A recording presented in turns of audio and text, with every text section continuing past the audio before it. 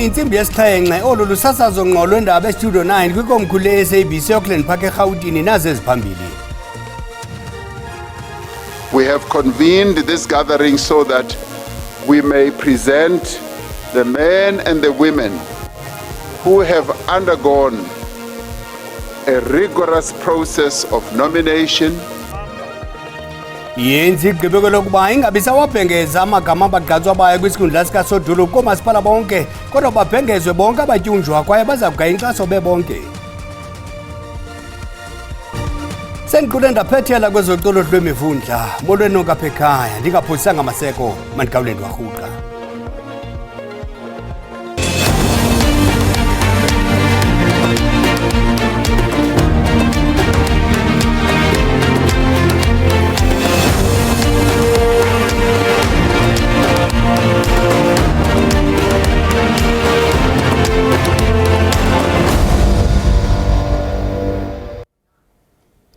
Yenzi igqibeko lokuba ingabi sawabhengeza amagama abagqatswa bayo kwizikhundla zosodolophu koko ibhengeze kuphela abachongwa kwezi zikhundla. Ukukuza njengoko kusekho ukujongana ngezikhondo zamehlo kwizigqeba eziphezulu zalo mbutho malunga nabagaqele izikhundla zokuba ngoosodolophu koomasipala bambaxa nakwabanye oomasipala. Kungoku nje iinkokheli eziphezulu zalo mbutho zithatha esi sigqibo ngolwesine ngoloyiko lokuba ngahle okungavisisani kube nefuthe elibi kwiphulo lokugaya inkxaso. Emphakathi alindele ukuthi i-ANC izofolosa ngobani komasipala babo kumele belinde nje esinye isikhashana. Ikhule eziphezulu ze-ANC zayithatha isinqumo sokuthi bazobamba kancane kumemezela ukuthi obani abazofolosa ngabo komasipala ngenxa yokuthi basola ukuthi kungenzeka kubaphinde lokho kwenzeka ngo-2016 phakathi kaSiputla noMapiti Matsena eTshwane ngenkathi beshisa idolobha. Kodwa labo i-ANC ebahlolayo njengokuthi ngikenzeka kube yibona imeya kumele bephume idlangalaleni bonke behambele beyokhankasela iqembu. I-ANC izobiza umhlangano wesigungu esiphezulu ngaphambi ukuthi imemezele ukuthi obani ezofolosa ngabo. Abanye bazoyisa kwishamthetho zezifundazwe kanye neshamthetho sikazwelonke. Some of our municipalities are unable to pay their bills or maintain their infrastructure. There are others that suffer from leadership instability, poor management, corruption and wastage. Now these are realities that as the African National Congress we refuse to shy away from. uRamaphosa ekhuluma nalabo ke abagaqele izikhundla zokuba omeya komasipala abahlala kubona uthi isikhathi salabo ababambele izikhundla abangenawo amaphepha abagunyazayo ukuthi behole omasipala sesiphelile. I-ANC ithi izofaka labo abanoqotho abanogqozu nabafundile abazokwazi ukuphatha omasipala kahle. We have convened this gathering so that we may present the men and the women who have undergone a rigorous process of nomination, interview and consideration. Isigungu esiphezulu se-ANC kulamasonto azayo sizohlangana ke ukuthatha isinqumo ukuthi obani abazoba yimeya kulabo masipala labo abangayitholanga lezi zikhundla bazohanjiswa beyise kwezinye indawo ukuze bavimbe uqhekeko eqenjini. Kungusamkela Maseko wezindaba ze-SABC ngibika ngiseGoli. Ukanti ibonsa kunye ne-Action SA ibhengeze ngokusesikweni abagqatswa kwizikhundla zobusodolophu kunyulo lorhulumente basemakhaya ngoNovemba.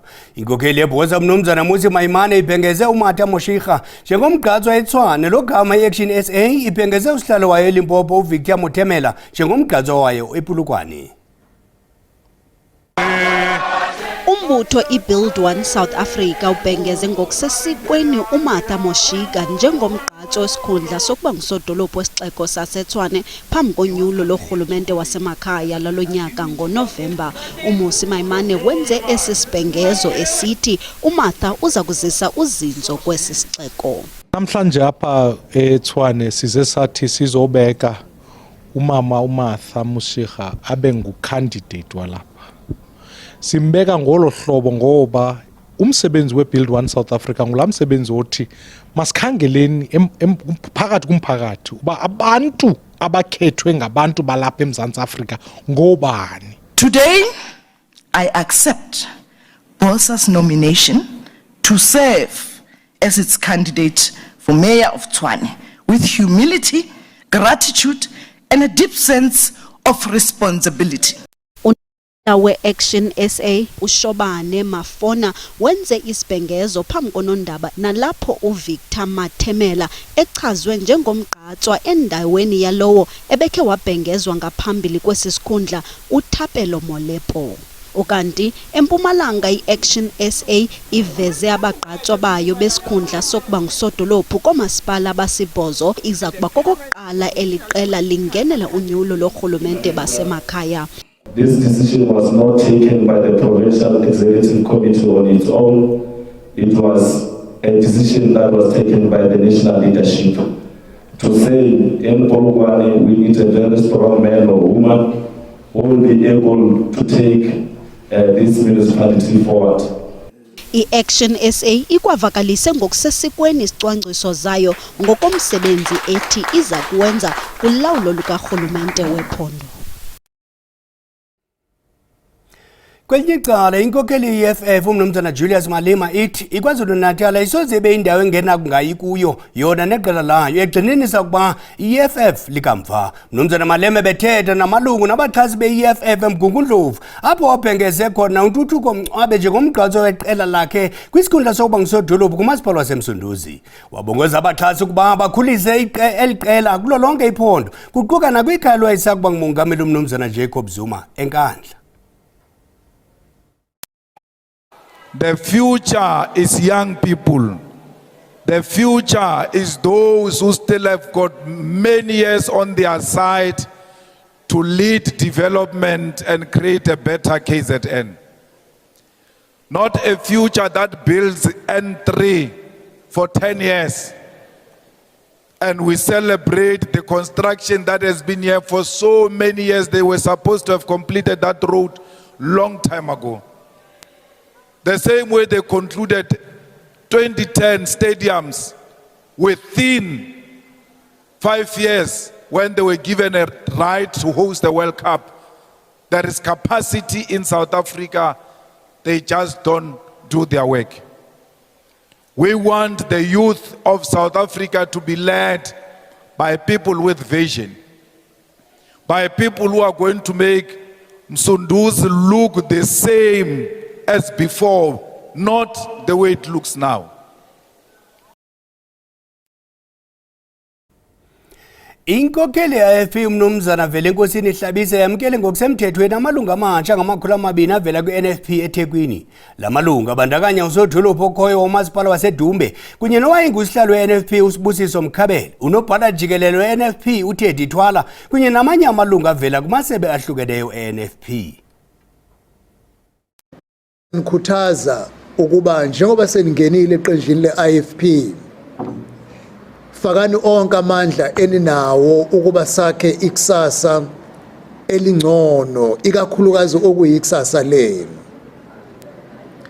Nifike ngesikhathi esihleke.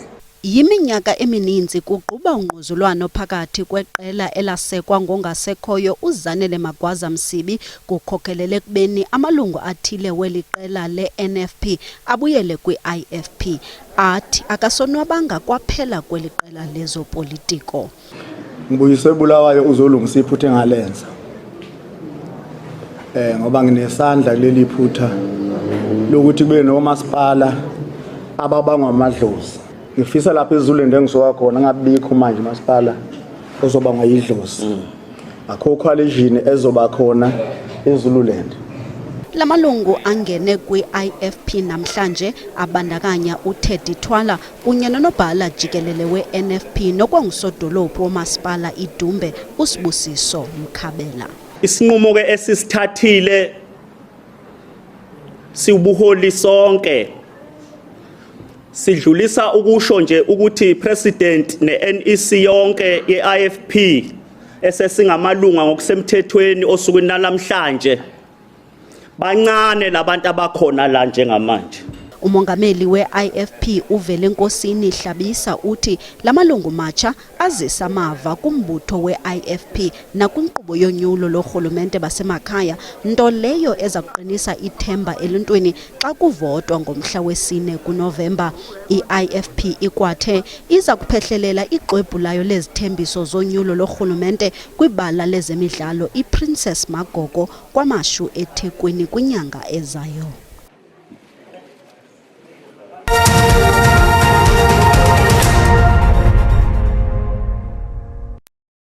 Sinamkela kwakhona kwindaba zelijelo, uyakwazi ukubukela kwakhona ezindaba kwijelo le-YouTube uthi SABC Indaba zesiXhosa. Ukanti xa ubukele sicela ucofe ulike, ze uba kwamcofa usubscribe sibongweza wenze njalo. Kwinqaku lokuqala sithe yenza igqibeko lokuba ingabi sawabhengeza amagama abagqatswa bayo kwizikhundla zosodolophu, koko ibhengeze kuphela abachongwa kwezi zikhundla. Ukukuza njengoko kusekho kujongana ngezikhondo zamehlo kwizigqeba eziphezulu zalo mbutho malunga nabagaqele izikhundla zokuba ngoosodolophu koomasipala abambaxa nakwabanye oomasipala. Kunqaku lokwavalelwa abarhanelwa ababini ngokuphathelene nokubulawa kwembethi manqindi yodidi lwehlabathi uZolani Tete eMdantsane eMpuma Koloni phezolo. Isithi amapolisa eMpuma Koloni uBrigadier Nobuntu Ganjana sithi ezi sibini ngamatyentyana elineminyaka engama-30 nelineminyaka engama-22. Eli lothuswe sesiganeko sokubulawa ngongenalusini kukaTete ngaphandle kwekhaya lakhe eMdantsane phezolo. Untu lwaseMdantsane lusentlungwini. uZolani Lasbon Tete bengumzekelo omhle kubantu abaninzi eMdantsane, ilokishi yaziwa njengekhaya lamanqindi. UTete wayemele uMzantsi Afrika kwinqanaba lehlabathi ngetalente yakhe kwezemidlalo. Usapho lwakhe lumchaze njengomntu okhutheleyo nosebenza nzima ongazange azilibale iingcambu zakhe. Kokwabo akayi kwenye indawo, uya straight emanqindi. uZolani buya emanqindini wenza lo mculo, ayikho enye into.